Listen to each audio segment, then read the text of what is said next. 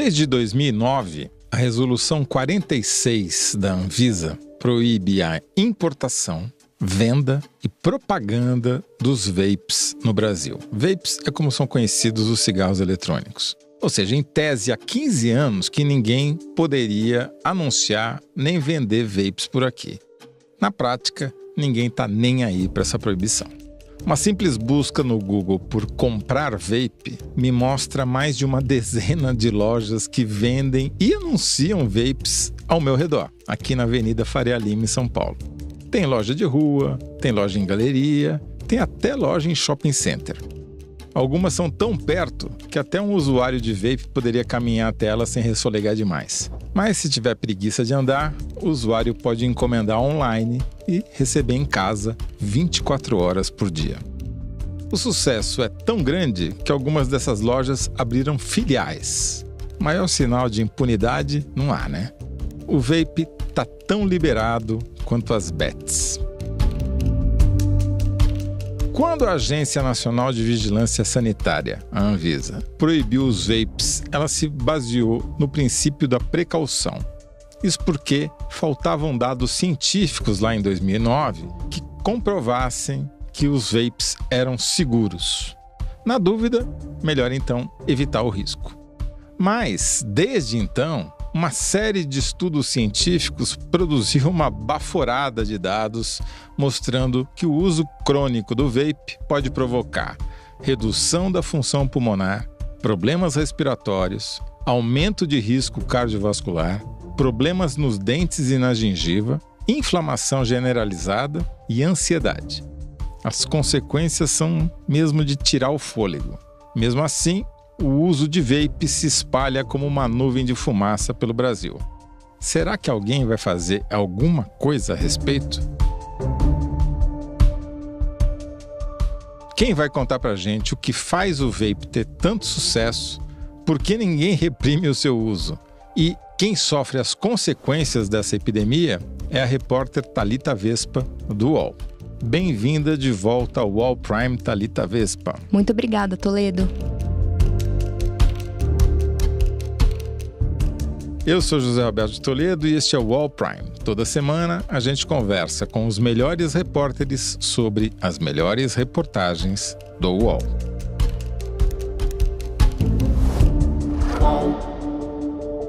Thalita, vamos começar do começo. Vape, vapor, cigarro eletrônico, é tudo a mesma coisa? Agora o vape, ele virou um nome popular para todo tipo de cigarro eletrônico. Mas na teoria mesmo, nos estudos, não é assim. O cigarro eletrônico ele já está agora na 4ª geração. E o vape é o nome desses dispositivos da 4ª geração, que são os dispositivos descartáveis com sais de nicotina no lugar da nicotina. Faz mais ou menos uns 15 anos que as pessoas já começaram a usar os cigarros eletrônicos e eles foram evoluindo, do ponto de vista comercial. Do ponto de vista comercial, porque do ponto de vista de saúde continua muito ruim e cada vez pior, né? A resolução da Anvisa, aquela lá de 2009, que proibiu a venda, importação, comercialização e a propaganda, ela cita vários nomes, né? Ela não fala só cigarro eletrônico, vape, todos os sinônimos. Então, do ponto de vista jurídico, é tudo igual. Exatamente. Quer dizer, todos estão proibidos, não é que tem, não, esse pode porque a 5ª geração da ribimboca da parafuseta não tem. Não, todos proibidos. E como é que ele funciona? Qual que é a diferença de um cigarro eletrônico em relação a um cigarro normal? Além da óbvia de você olhar e constatar que um queima com chama e o outro não. O cigarro eletrônico, ele tem uma bateria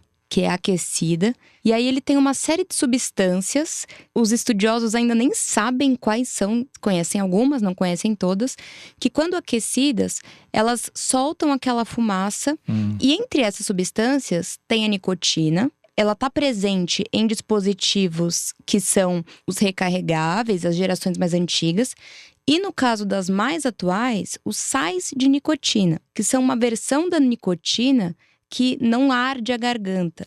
Mas vicia do mesmo jeito. Não, vicia mais. Vicia muito mais. Entendi. Quer dizer, a 4ª geração é mais viciante. Então, muito essa mais. foi a evolução que eles fizeram. Exatamente. Bom, já estabelecemos então o que é o vape, vapor, o cigarro eletrônico, e aí, portanto, faz o nome que se dê. A gente não tem dados, né? Porque esse é um mercado clandestino, apesar de ser comercializado com portas abertas, placa e anúncio no Google. A gente percebe empiricamente que teve um crescimento. Qual foi a estratégia de marketing que os distribuidores de vapers usaram para ter tanto sucesso? O vape, ele surge e ele se populariza entre os mais jovens. Tem um estudo novo, recente, feito pelo INCOR, em parceria com a Vigilância Sanitária de São Paulo. INCOR é o Instituto do Coração da Universidade de São Paulo, é isso? Isso, da Universidade de Medicina da USP. E esse estudo, ele mostra que a maior parte, mais de 52% dos usuários de vape, eles têm até 25 anos. Então, é uma geração nova que estava debandando do cigarro convencional. Então, a indústria do tabaco, ela estava perdendo muito público jovem. Porque é uma geração que já nasceu com as leis antitabagistas colocadas em prática, que já não tinha mais a permissão de ter propaganda de cigarro na televisão, né? Só um merchandising, né? É impressionante, né? Porque a quantidade de pessoas fumando em filmes e séries é desproporcionalmente maior do que você vê na rua, né? Exatamente. Mas, assim, eu tenho 29 anos, né? Eu ainda peguei as propagandas de cigarro. Então, as novas gerações, elas já cresceram com isso sendo impedido, proibido. Para esses jovens, eles já não tinham tanto acesso. E aí, a indústria percebeu que precisava captar essas pessoas, porque senão os usuários, eles iam começar a morrer e não iam ser repostos, certo? E eles tendem a morrer um pouquinho antes do que a média da população, né? Exatamente. Tem mais essa, né? E então, esses jovens, eles não gostavam de muitas coisas, do cheiro do cigarro. Então, não gostavam de ficar com os dedos amarelados, não gostavam de ficar fedendo cigarro. Então, houve aí uma reinvenção por parte dessa indústria com os cigarros eletrônicos, que são muito acessíveis em termos de você pode fumar em qualquer lugar, você não vai ficar fedendo, né? O cheiro é um gosto bom, até para quem não fuma. Acho que tem uma resolução nova da Anvisa, acho que desse ano, proibindo você fumar ou consumir o vape em ambiente fechado, ou estou enganado? Sim, porém, se você… Não quero dar ideia, Tá. Mas se você entra no banheiro e você fuma, é um cheiro que some rápido. Entendi, ninguém não vai deixar provas. No TikTok, o que você mais vê é jovem influencer falando…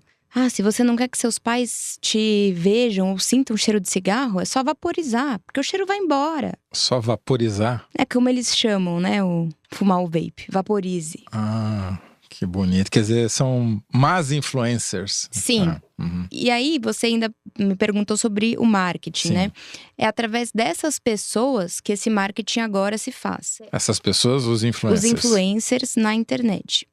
Né? Segue sendo proibida a propaganda de qualquer tipo de cigarro, convencional, vape, Você fala enfim. isso pro Google. Pois é. Mas muitas empresas de cigarro eletrônico contratam esses influenciadores de uma forma também extraoficial. Sim. E aí, eles conduzem a forma como esses influenciadores vão postar uma foto fumando vape ou postar um vídeo. Não vai ter assim, olha, comprem o vape dessa marca. Não vai. Só que, por exemplo, se tem uma marca que é roxa, eles vão fazer lá uma camiseta roxa, um cenário meio roxo, e ele fuma para induzir aquela marca. Deixa eu entender uma coisa, Thalita. A indústria do tabaco, que é uma das maiores indústrias do mundo, né? Ela se beneficia dos vapers, ela vaporiza como? Ela mesma vende o vapor em si, ou as substâncias que são colocadas dentro do vapor, ou elas só vão ter um efeito secundário porque essas pessoas começam com vapor e terminam no cigarro? Eu posso fazer uma propaganda de uma série? Deve. Uma série não, um documentário da Netflix chamado Vape. Ele conta a história da Juul, que é uma marca muito famosa nos Estados Unidos de cigarro eletrônico. E é muito interessante, porque são dois garotos que decidem criar uma invenção para poder fazer com que as pessoas parem de fumar. Então, eles criam um cigarro eletrônico, mas eles precisam de verba para poder investir nesse produto. E aí, quem entra com essa verba? Uma grande da indústria do tabaco. E aí, Podemos dar o nome, não? Então, eles não falam lá. Entendi. Mas um dos garotos, fala assim: eu não quero me vincular à indústria do tabaco, porque a gente está combatendo ela, né, na teoria. Mas eles precisam da grana. Então, eles aceitam, e aí eles acabam sendo os principais patrocinadores e investem nisso. Então, eles ganham dinheiro com essa venda. E agora… eles se tornaram acionistas dessa empresa? Se tornaram acionistas. Inclusive, aqui no Brasil ainda não tem isso. Mas há dispositivos eletrônicos, os vapes, que eles usam o tabaco, de fato, ali dentro. A planta ainda, como a gente vê no cigarro de papel. Exato. Isso é muito comum lá fora, onde os cigarros eletrônicos são permitidos, né? Aí você esquenta a planta e ela produz como se estivesse fumando mesmo, queimando. Tá. E aí, se for regularizado aqui, provavelmente essas empresas, elas vão chegar aqui com essa proposta também, muito inovadora e tal. Olha, a gente não vai usar sal de nicotina, isso daqui é inovador. Mas, no fim, faz tão mal quanto.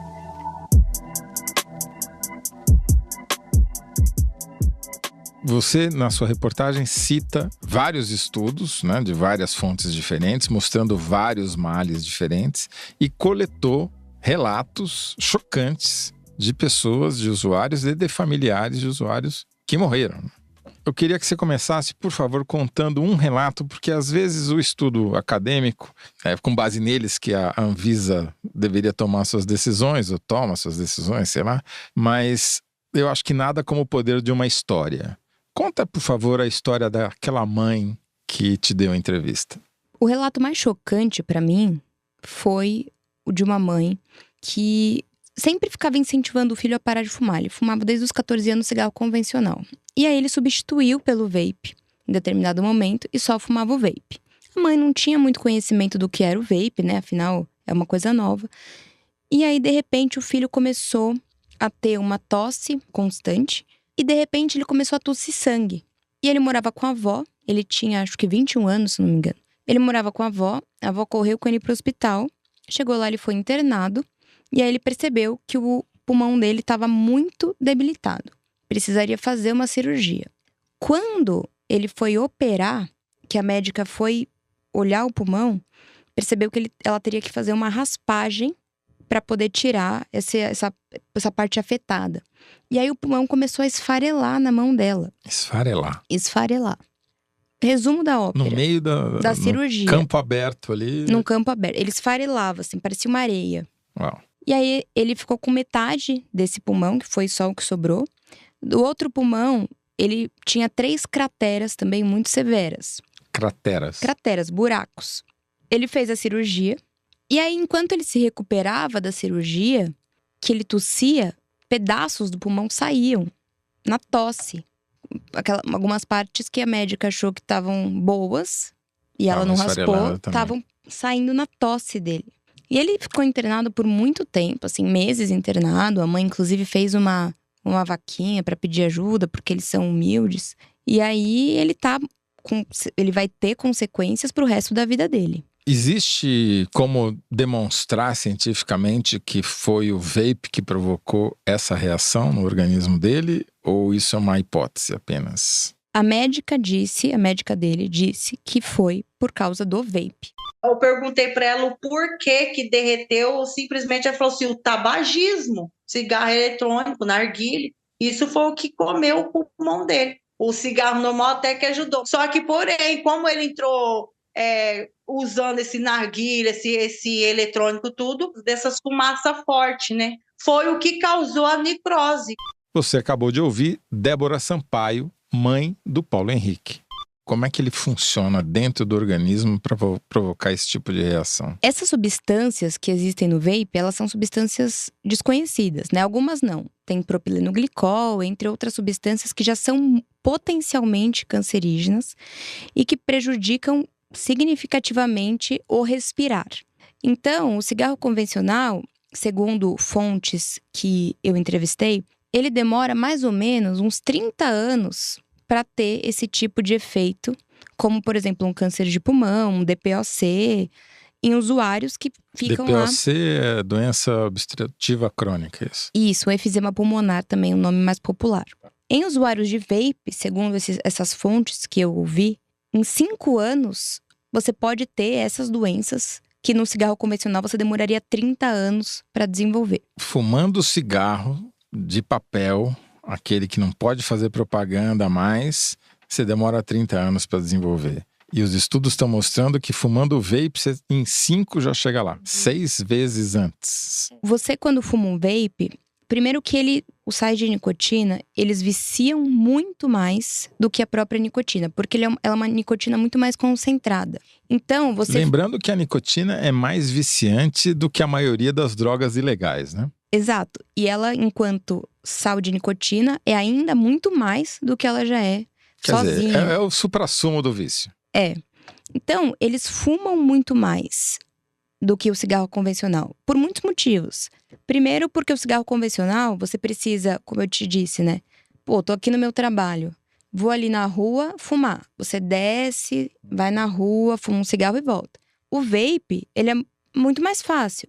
Eu tenho colegas que relatam isso. Então, ali no escritório, pega, dá uma tragada, sem ninguém ver, dá uma tragada ali, ponto. O fato de não ficar cheiro já facilita muito esse sentido. Não tem fumante passivo de vape, então? Ou tem? Tem. Tem? Tem. Ah, não fica cheiro, mas os aerosóis ficam dispersos no ambiente. Sim, e achava-se que não, mas tem. E esse estudo também do INCOR mostra que sim.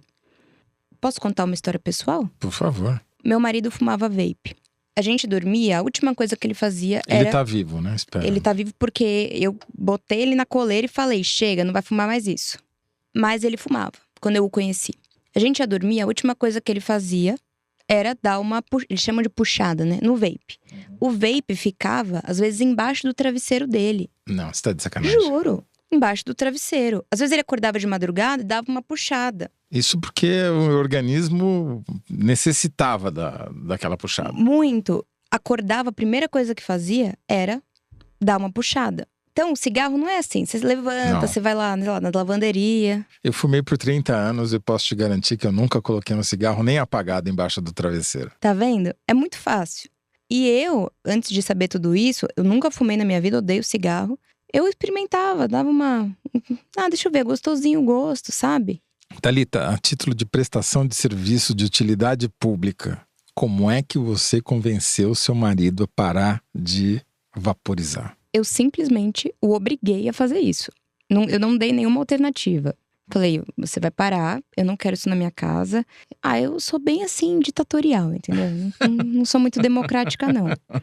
Pelo menos em assuntos de saúde. Até porque, como eu te disse, ele dormia com o vape debaixo do travesseiro. Eu falei, esse negócio vai explodir na minha cara? Porque explode? Sim, tem isso também. Tem isso? Tem casos Também? de cigarros eletrônicos que explodiram. A pessoa ficou com a boca toda acabada. Você tá brincando. É. Porque é uma bateria, né? É, exatamente.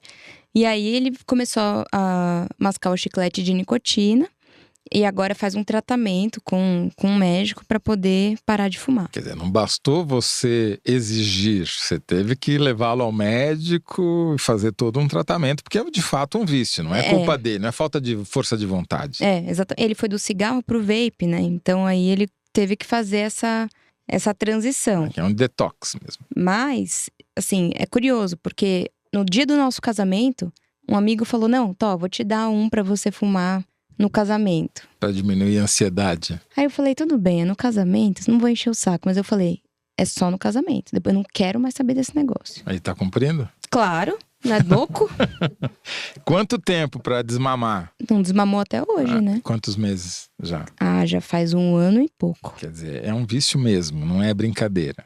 É muito difícil de se livrar. Hoje tá tomando remédio, comendo chiclete de nicotina e é isso. Mas um dia de cada vez, né? 5 dias pra viciar, mais de 1 ano pra desmamar e precisa de muito incentivo e fiscalização.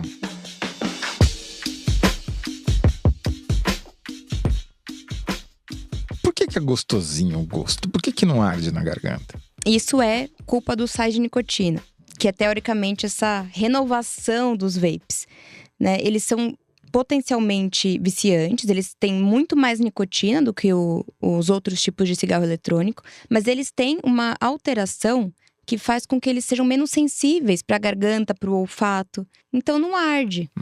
Você acha que não tá fazendo mal? Você acha que não tá fazendo mal, é gostoso. Tem os flavorizantes também, que são muitas substâncias, também potencialmente cancerígenas, que dão um gostinho de maçã, de uva, enfim. Quer dizer, você pode ter ele à sua mão o tempo todo, inclusive enquanto tá dormindo, por incrível que pareça. Você não incomoda, entre aspas, quem está do lado, porque a pessoa não sente o cheiro, embora esteja respirando os aerosóis nocivos do mesmo jeito. Você consegue dar uma roubadinha e fumar no trabalho, ou, na pior das hipóteses, não precisa ir até lá embaixo, vai até o banheiro. E ainda, além de tudo, você não sente que está fazendo mal, porque tiraram o que arde e ainda tem um gostinho de doce, é isso? Exato. Um dos personagens dessa matéria também, ele é super jovem, tem 25 anos, e ele falou que estava muito viciado no vape. Então, o vape ele também ele dá problemas de ansiedade. É, isso que eu ia te perguntar. A gente falou dos problemas, esfarelar o pulmão, né? Acho que não precisa explicar mais nada além disso. Mas não para por aí. Você aumenta o risco de desenvolver doenças cardiovasculares, como o cigarro também provoca. A nicotina, ela tem ela permite algumas sensações. Entre elas, a sensação de arritmia, porque ela aumenta a pressão arterial. Isso tirando a parte de dopamina, né, do hormônio aquela sensação de bem-estar. Da parte cardíaca, ela dá uma arritmia. Então, para pessoas que já têm uma tendência à ansiedade, que eu acho que hoje em dia é todo mundo, o vape, ele potencializa isso. Igual o fumante. Você tá ali ansioso, você fuma um cigarro. Você tá ansioso, você dá uma puxada no vape. Só que ao mesmo tempo em que você sente que você fica menos ansioso, ele proporciona mais ansiedade. Só que, obviamente, isso é um mecanismo de viciante, né? Exato. E esse garoto que eu entrevistei também, de 25 anos, ele fala isso. Que ele se via em muitos momentos dentro do quarto dele, sem conseguir dormir, fumando vape. E ele fala, olha, agora ele estava fazendo um tratamento com a doutora Jaqueline, que é quem encabeçou esse estudo, né, que eu tô citando aí com frequência do INCOR, porque é o mais recente que tem. Paciente dela, com 25 anos, tentando fazer desmame de vape, com muita dificuldade. E esse paciente que morreu, filho da Edicleia, o que aconteceu? Qual que é a história? Como é que desenvolveu a pneumonia até chegar à morte? O João Vitor, ele era também super jovem, ele era dentista. E ele morava longe da mãe. E aí a mãe conta que das vezes que ele ia pra casa dela, ela o via acordado a madrugada inteira fumando vape, e ela alertava e tal. Até que em determinado momento ele começou a sentir falta de ar recorrente, cansaço muito exacerbado. E aí a mãe falava, você precisa parar de fumar isso, tem que ir no médico. E aquela coisa de jovem, né, que acha que é imortal, vai deixando. Até que, em um momento, ele não conseguiu nem andar direito, de fraqueza, e foi para o hospital. E aí, ele foi detectada uma pneumonia grave. Aí, a mãe chegou lá, a mãe ligou para a mãe teve que se deslocar, porque eles não moravam perto. Quando ela chegou, ele já estava entubado. Que era o único jeito de conseguir levar ar para o pulmão. Porque o pulmão já estava muito, muito debilitado. E aí, ela falou que não conseguiu nem falar com o filho, porque logo ele já morreu. Chocante. E também os médicos atribuem ao vape o agravamento dessa pneumonia. Sim.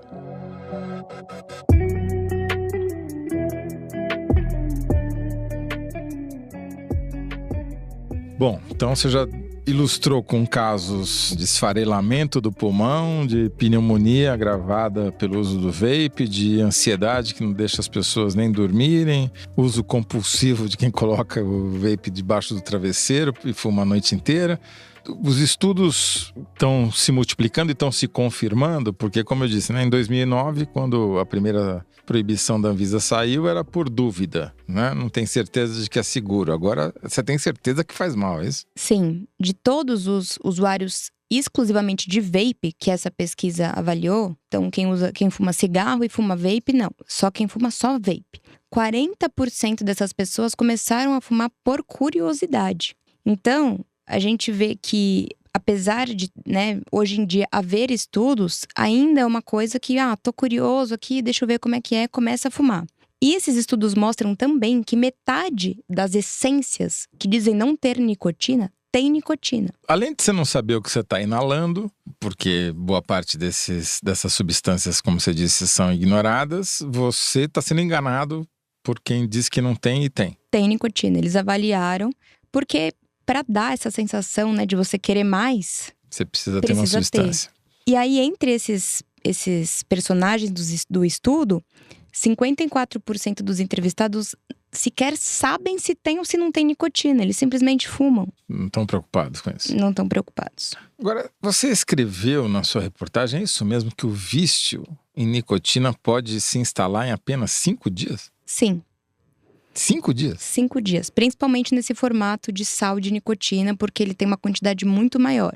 Além de tudo isso, tem uma concentração maior de nicotina num simples frasco de vape, num simples embalagem de vape, tem mais do que um maço de cigarro? Sim, é 3 vezes maior do que a nicotina presente nos maços de cigarro. Em um maço de cigarro, né? Equivalente. Quer dizer, é como se você estivesse fumando 3 maços, se você fumar o vape inteiro. Sim. É inacreditável. E isso foi considerado um avanço, é a 4ª geração. É. E todo vape é assim? Quer dizer, ou tem gente que fala, não, o meu não tem nicotina, o meu tem menos nicotina, o meu é que nem cigarro light, quando existia cigarro light, né? Que você supostamente fazia menos mal. Você pode escolher o tipo de essência que você quer no seu vape, né? As gerações anteriores, você comprava a essência e recarregava ele. Então, você podia escolher se era uma essência com nicotina, sem nicotina, de pêssego, né? Você podia fazer isso. Mas é isso, mesmo as que dizem que não tem nicotina, metade tem.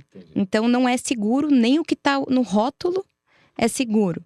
Porque como não tem, como é proibido, né? Você não consegue saber exatamente o que tem ali. Você não fiscaliza nem se vende ou se não vende, se importa, se não importa, se faz propaganda ou se não faz, quanto mais o rótulo, né?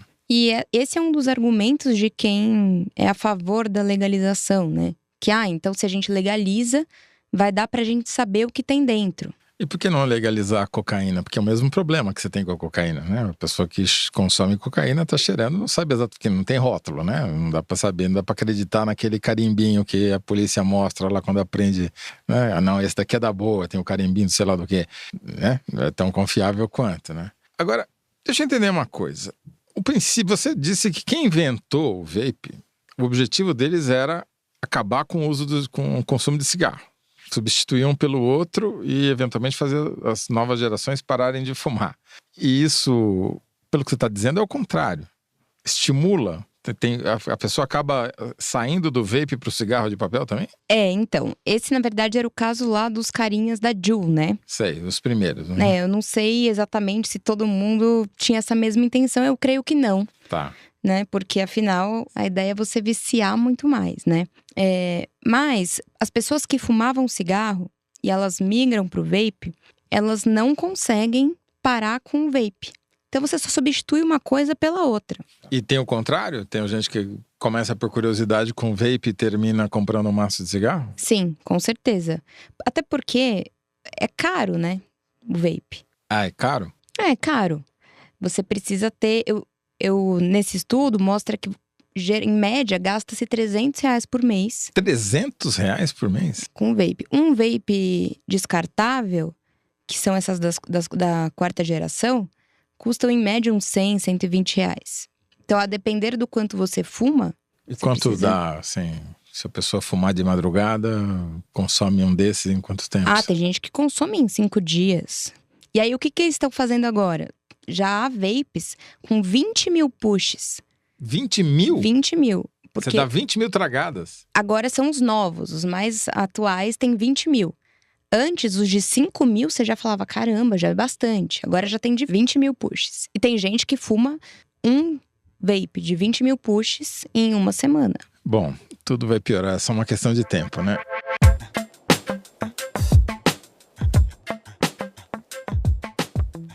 Você falou aí que tem gente querendo mudar a legislação não para proibir e forçar a fiscalização, mas ao contrário? Ao contrário.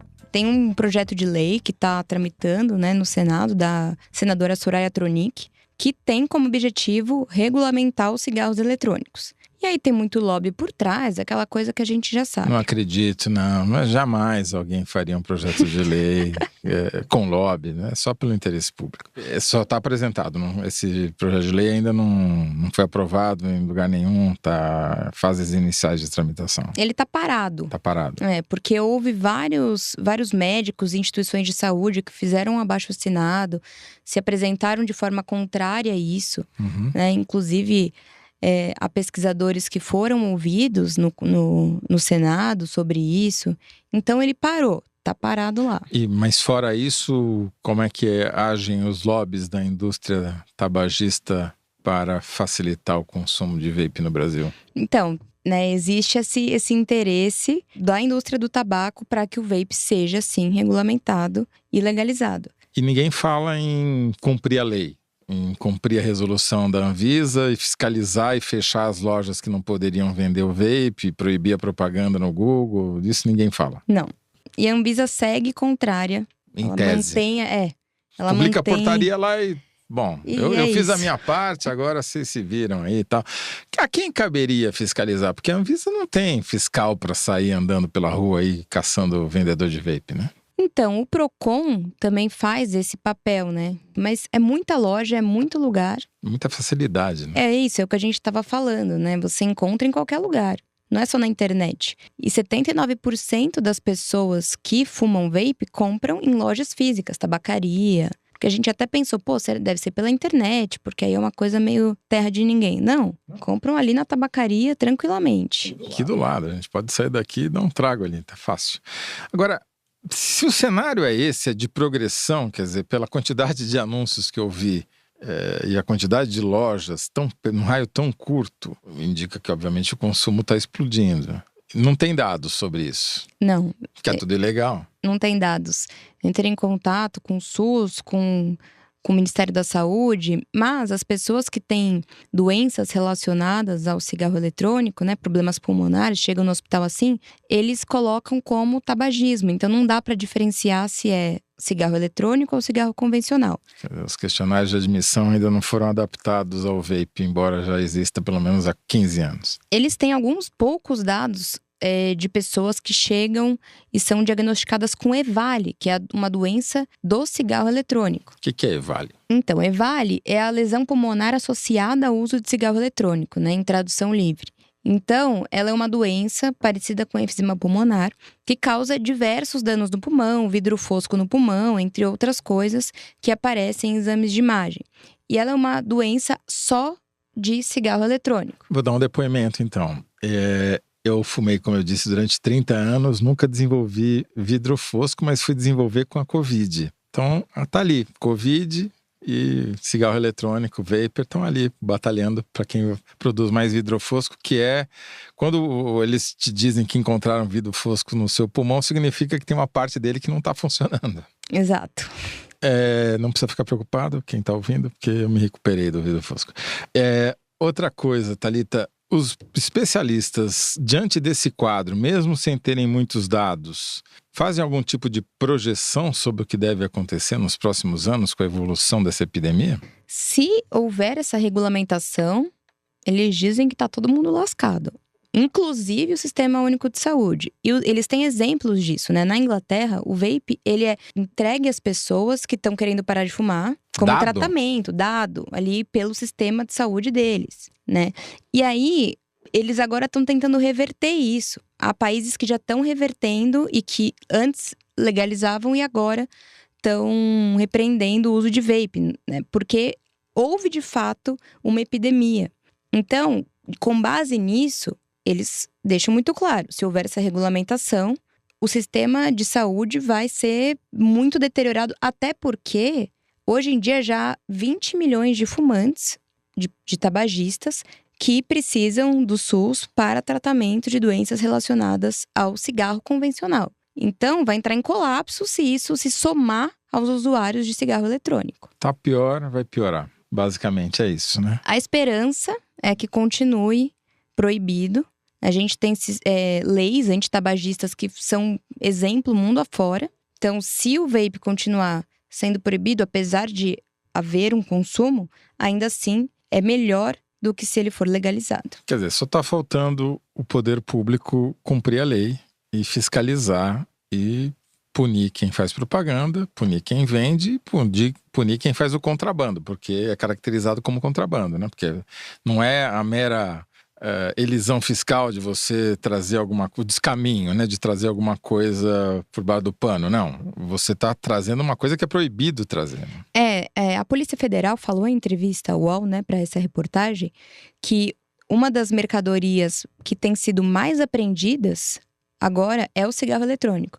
Então, assim, É óbvio que o cigarro convencional ainda é muito mais. Mas em relação ao aumento, tem aumentado muito a apreensão de cigarros eletrônicos nas fronteiras. Eu fico pensando que também é um negócio muito mais concentrado, né? Se você traz um negocinho que dá 20 mil tragadas, quantos maços, né? Quantas caixas de cigarro você precisaria trazer para fazer o equivalente, né? Realmente é um ótimo negócio para os contrabandistas.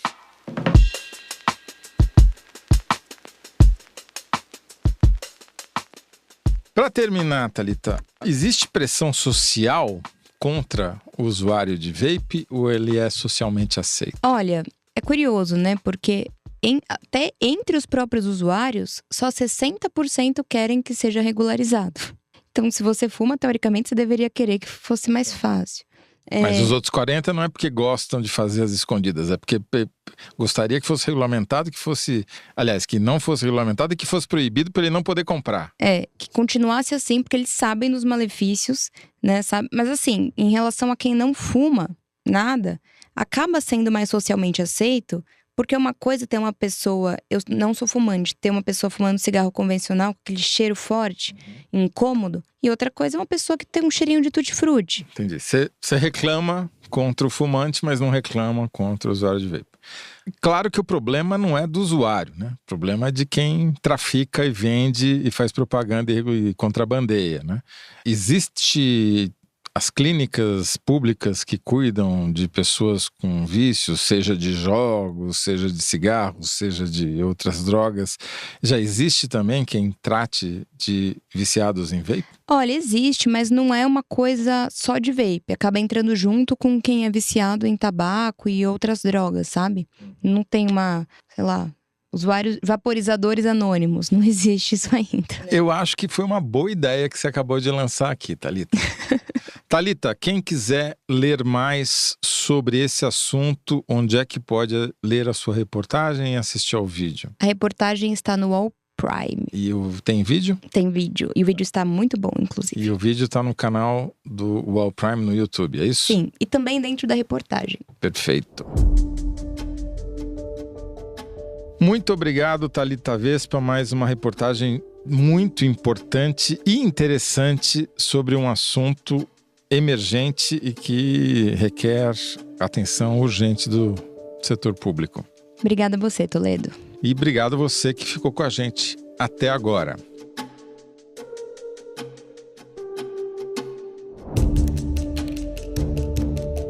Eu sou o José Roberto de Toledo e faço a apresentação do podcast UOL Prime. Conversei hoje com a repórter do UOL, Thalita Vespa. O roteiro é da Helena Dias, a captação é do Jefferson Barbosa. O desenho de som é do João Pedro Pinheiro. Trilha sonora original composta pelo João Pedro Pinheiro. Trilha sonora incidental, Epidemic Sound. A coordenação é da Lígia Carriel e da Bárbara Falcão. O podcast é um produto do UOL Prime e o Diego Assis é o gerente-geral de reportagens especiais. A supervisão é do Murilo Garavello, diretor de conteúdo do UOL. Até a próxima semana.